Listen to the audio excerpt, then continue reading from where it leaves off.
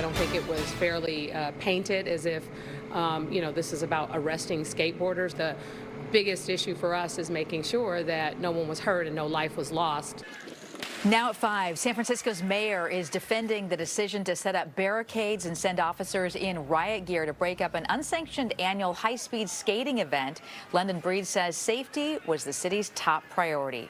That event turned chaotic with skaters clashing with police. Good evening, I'm Julie Hayner. And I'm Mike Meeback. Tonight, the skateboarders are still very angry and questioning those police tactics. KTVU's Christian Captain joins us live tonight from the city where more than 100 were either arrested or cited. And Christian, are police saying, look, this was an unsanctioned, dangerous event, and because of that, that's what they had to do?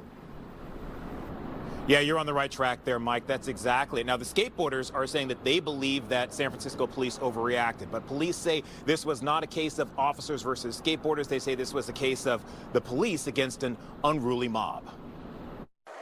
Videos of the skating event and police response in San Francisco went viral over the weekend. Saturday night, hundreds of adults and teens took to the streets around Dolores Park, ready for the annual hill bombing event, racing down Dolores Street.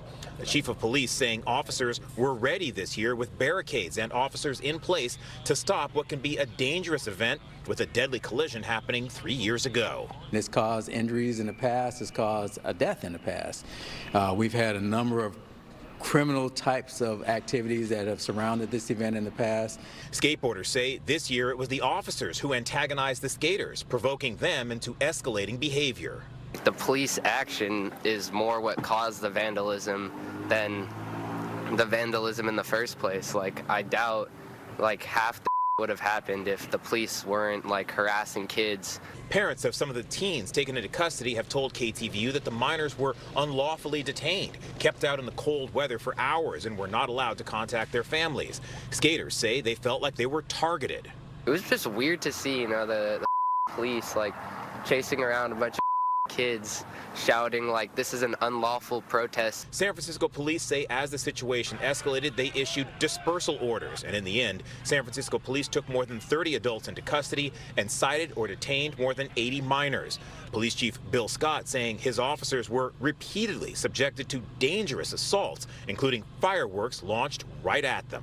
Because we're talking about fireworks, mortar type of fireworks, M80s that landed at officers' feet.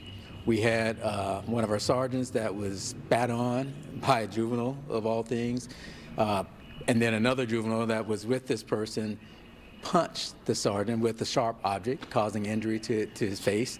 San Francisco's mayor saying this wasn't about the city versus skaters, rather it was about trying to keep order on the streets. The mayor saying she's open to the idea of working with skateboarders to try to recreate the hill bombing event with some new guidelines.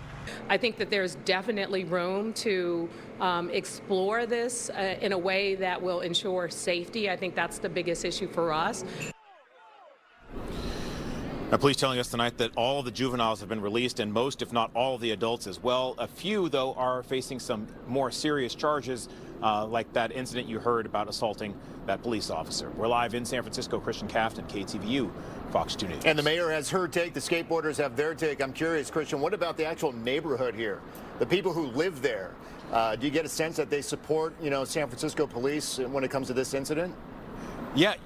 There's going to be some mix, right? There are going to be some people who really support those skateboarders out there, but I just had a police officer walk by and tell me that the Mission Police Department, Mission Police Station, rather, received a flurry of emails of people in the neighborhood who were happy to see the police presence out there because they had been fed up with the hill bombing event. Remember, Mike, this is not just the hill bombing. Some of the neighbors are concerned about things like vandalism, people damaging cars if those cars come out.